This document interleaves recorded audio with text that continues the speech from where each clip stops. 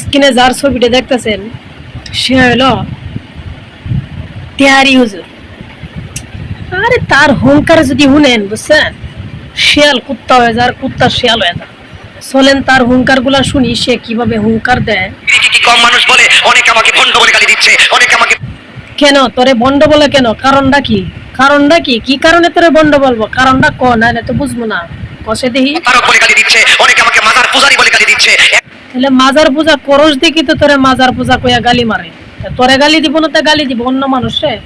তুই বন্ডামি করস দেখি তো তোরে বন্ডামি বলে, মাজার পূজারি বলে গালি দেয়। তারা আমাকে বললো, হুজুর এ মুখে আপনাকে গালি দিচ্ছে, আপনি জবাব দেন না কেন? হ্যাঁ আমি তুই জবাব দেস না কেন? সমস্যাটা কি? তোর কি মুখ নাই?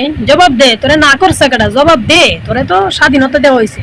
জবাব দেই না। হুজুর জবাব দেন, ফেসবুকে জবাব ফেসবুকে দেন, যেভাবে জবাব সেইভাবে দেন। আমি শুধু একটাই কথা বলছি, হ্যাঁ জবাব কি বলছস? একটা কথা? একটা কথা কি এটা শুনি আমরা, না শুনলে তো বুঝতাম না। দিতে পারি, জবাবটা আমার রাইট আছে। জবাব দিলে হয়তো আমি রূপা পেতাম, আমি চুপ থাকি বলেই স্বর্ণ পেয়েছি। সে স্বর্ণ পেয়েছে, তাহিরি স্বর্ণ পেয়েছে, চুপ থাকে সেই কারণে সে স্বর্ণ পেয়েছে, ঠিক আছে? বাকি কথা শুনি। এই জন্য বলছি, এই দুইটা ঠোঁটের মধ্যে অনেক কিছু আছে। একটা মুচকি হাসি দিবেন, অনেক সমস্যার সমাধান হয়ে যাবে। একটা মুচকি হাসি দিবেন, সব এই কারণে তো বলি মুচকি হাসি দিয়া সবকিছু সমস্যার সমাধান। তোমার আব্বা কনস্টেবল মাশরুক হোসেন নবীজিরে গালাগালি করছে, কটুক্তি করছে, তোমার শৈল্য লাগে না, ঠিক আছে? তুমি মুচকি হাসি দিয়া স্বর্ণ পাওয়ার জন্য বসে আছো।